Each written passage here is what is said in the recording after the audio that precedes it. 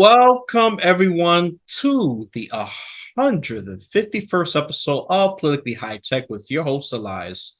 This is a technological kind of episode. As you can see, my avatar, this whole green text computer background you see, so you know it's going to be about technology. Okay, it's going to be about technology. So I only have three topics for you, and they're going to intersect with politics and business in that order. Okay. Because hacking happens, and that's part technological aspect. And to keep up with the current trends, yes, it's being recorded a little more in real time. You should be getting this episode by Friday, which would be tomorrow after this episode's recorded. Okay. So first item, we have 23andMe data stolen, targeting primarily the Jews. I'm probably mispronouncing it, but these are the Jews. They got a lot of their data stolen, okay? And the timing of this, it's a bit suspicious. It's a bit suspicious. That's all I could tell you. It's a little bit suspicious. I mean, I can't help but to think that this is happening while we have an event. Yeah, this is this is suspicious. This is at least right before the major attack happened. We're already in the 6th or 7th day in. It's ridiculous. And I really hope this whole conflict ends. And God willing, I want to elaborate on that. But it's probably not going to be this episode's going to focus on the technological aspect of things, not the political and the historical aspect of the conflict. And related to that, the EU is telling Meta and X, formerly known as Twitter, to crack down on these Hamas accounts that's spreading hate speech, misinformation, anything that deceives users, okay? Anything that does that. And then last but not least, and this is the more the business side of this episode, is JP Morgan Chase CEO, Mr. Diamond, Jamie Dimon. He is excited for AI. I wonder why. You know, he's saying it's mostly for the good. It's a net positive. Okay. And the sources for these three is Wired for the first one regarding 23andMe data stolen. BBC regarding EU telling Elon Musk to do some crackdowns. And AI News regarding JP Morgan's commentary about how AI is going to be not severely, that's a harsh word. It's going to be intensely implemented in all their processes to reduce errors, increase efficiency, all that other stuff. Alrighty then. Let's jump right into it. And let me activate this little share screen so we can get right on it. Okay. So, the first item 23andMe user data stolen attack on Akashki Jews. Timing is very suspicious, at least. I think, yeah, right at the beginning of this conflict. Maybe this hackers could be from Iran. They will do such a thing like this. But that's speculative because we don't have definitive proof. Let me be clear. That's speculative, what I just said. Just because it's speculative, you know, I don't have evidence, okay? This is just my guess based on what things are going on. Or it could be possibly even Hamas, if that's even possible. Yeah, I mean, some of them are very creative people. Just because they're poor doesn't mean they're not deadly, okay? So many of them have been targeted with this, okay? The data breach includes the display name, sex, birth, year, some details about their ancestry, okay? And they have been encouraged to use strong, unique passwords and enable a two-factor authentication, okay? A two-factor authentication. There's even a link about that, okay? It's about, you know, putting your phone information there so people can just use it through there. And yeah, I just clicked it. There's a clickable article on this. I'm going to be sharing these sources in the description just like I normally do. Okay, move aside. You little annoying hey notifier, wherever the hell you are. They've been made aware of this, the company. Okay, they've been made aware of this.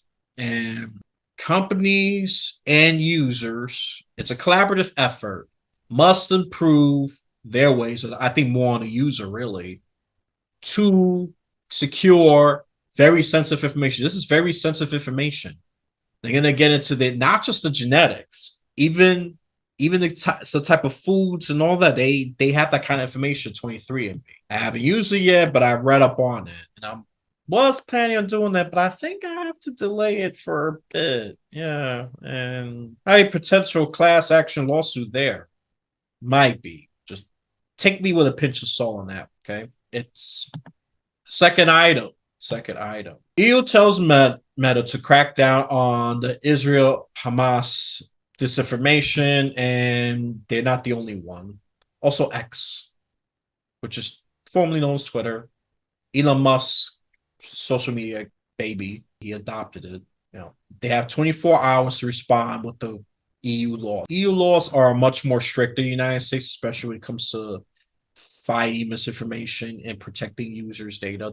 They're far more strict with that compared to America. And America, to some extent, I do say to some extent, they should fight on the protection part, but not when it comes to posts. I think you gotta let people decide. And those low risk is, spread misinformation. Well, people should go to legitimate source, and some people need to stop using social media as a legitimate news source. And that's why you get a lot of misinformation. Okay.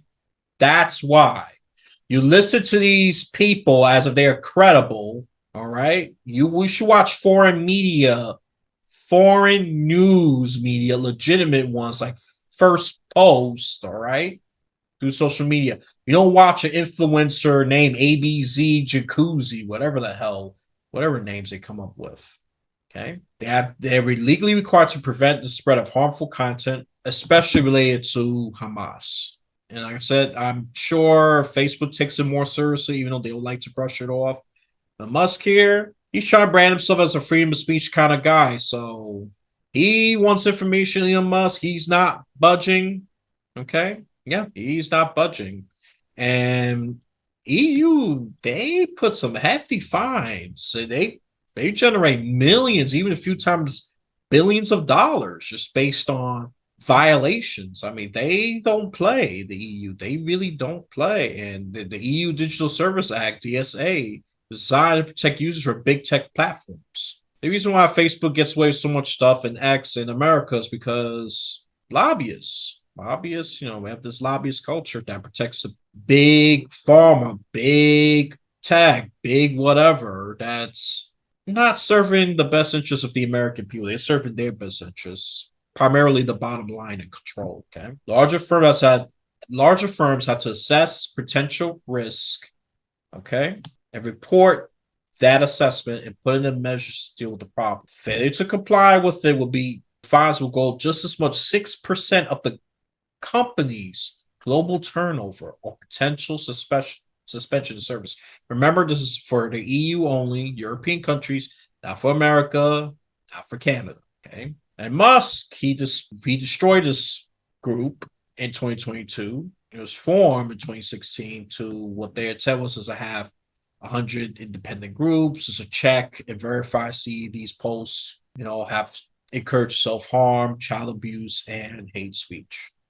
The only thing I would support banning is anything that promotes child abuse and self-harm. I agree with that. Speech is where I disagree. That's why I say to some extent. I agree with the first two. Hate speech, no. What you could do is report them or expose them for the hateful people that they are. And if they threaten, and then they could take action, take them down. Threats is the only exception I made. Threats saying, for example, someone said, I want to kill your mother because you insulted this user, and now this user wants to do something. And sadly, some conflicts through the internet beef has gone real, and the consequences and the impact were severely negative, to say the least. Some people got killed. People got swatted falsely. You know what swatted is? SWAT is a term when someone falsely calls the SWAT team to go check into the house, and they go in there assuming there's a very dangerous armed enemy, and they go in there and they put the guns. I mean, it's scary. Sadly, SWAT has killed innocent people, which they're perceived. They perceived it as a terrorist because that's the call was, and there should be laws for things like that because you're wasting taxpayer money. You're wasting the police's time, and you got someone killed. Yeah, I totally agree with that. So, and the Israeli forces have, I mean, so far the Hamas has killed more than I'll say 1,500 people, including 22 Americans the last time I checked. And Israel has killed at least more than 900, probably reach 1,000 by now, with all that rocket and barrage that they have done, and unfairly cutting water and necessary supplies for the Palestinian people. Just about all Palestinian people are suffering because of this. I mean, I have to criticize both sides of the aisle. I mean, you're just blaming just about the entire population just because of the radicals. Yeah, I understand taking down the radical people. Take them down because they cannot be rational. Hamas is evil. But some of the Israeli government officials are not so good either. And Benjamin Netanyahu needs to go. He needs to go. I mean, when I was younger, I supported him more because I saw, hey, he had to defend his land for the extremists. But this kind of barraging and cutting necessary supplies to just about all Palestinians is wrong. While the Hamas are having so much hostages, and I won't be surprised they kill them. Won't be surprised. The death tolls continue to go. It's very unfortunate. My heart is with the Israeli people and the Palestinian people who are not Hamas, which is the vast majority. Okay, enough of that. This is tough. It's tough, tough, tough. I am not Jewish, but it's just so, so horrifying. And I've seen some of the stuff. And just advice to you, since a lot of you use social media or listen to media and listen to media. Traditional media is more on the right here. Social media, a lot of stuff you got to take with a grain of salt. Some of them are over exaggerated.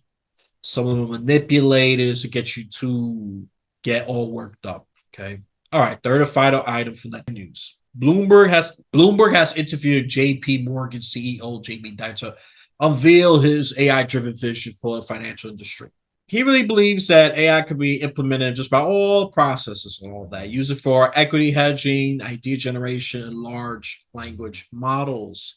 During the debate, he remains pragmatic. He acknowledges that AI, I'm just highlighted here, AI will replace certain jobs. So he emphasizes that technology has historically led to job displacement. Evolution is a natural part of progress. He's not wrong there. He's definitely not wrong. Cars did it at one point. Factories did it at one point. He remains optimistic about the positive impact of AI's workforce and society, highlighting the benefits. And this is his quote. I'm going to quote from him. Your children will live to 100, not have cancer because of technology. They're probably working 3 days a week. So technology has done unbelievable things for mankind. And he has said he wants to, of course, be proactive. He's commitment to support employees to be affected and plan to redeploy them in local branches or different functions of the company. At least that's what he says. Will his actions support that? Well, that remains to be seen. Okay. He wants to adopt AI, so does many companies. He's not unique there. But he wants to try to minimize the negative impacts such as job displacement. That's noble. I hope he's a man of his word there. So just like, oh, sorry, I gotta let you go because AI could do A, B, C, D, E, F's job. And before you take 6 people, now you have the AI that could just do that much quicker, much more accurate. And of course, it's going to be, he's going to save more money. So, yeah, that's all I got for you. It was a pretty short article, but just know that a lot of businesses are doing similar things, not just banks. I'm sure big tech has been doing this for years now. They're the ones that be involved in this AI. Okay. So let's wrap this up. Yeah, technology episodes are normally short. I don't want to bombard you with too much. 23andMe has a lot of data compromised, especially targeting Jews. And one thing I forgot to mention is even targeting Chinese for some odd reason. Yeah, at least over 1,000 Chinese genetic data has been compromised as well. And the timing is suspicious, in my opinion. I'm speculating it's Iran. I speculate. I'm not saying for sure, but it is a possibility. The timing is suspect. All right. That's just my opinion. Not gonna be wrong until evidence comes out with that. So, and the EU is telling Meta and X to do crackdown, stop spreading misinformation, hate speech, or even disturbing content. And they will pose very, very hefty fines that will suck money out of these companies if they don't comply real quick. All right, that's your summary of it.